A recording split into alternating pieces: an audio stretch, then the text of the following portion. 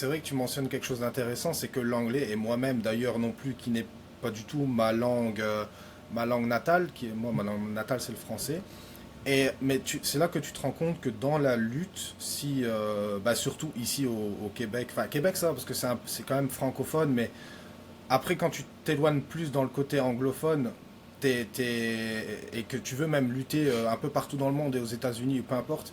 tu es obligé d'apprendre l'anglais. Et c'est quelque chose que je travaille aussi. Maintenant, je suis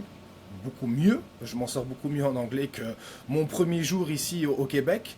c'était littéralement mon niveau était nul, mais aujourd'hui ça va, je me débrouille bien et je comprends très bien aussi.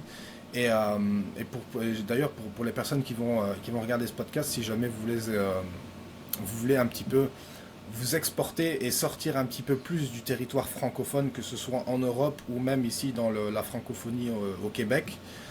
il va falloir avoir quand même des notions d'anglais pour pouvoir aller au niveau supérieur.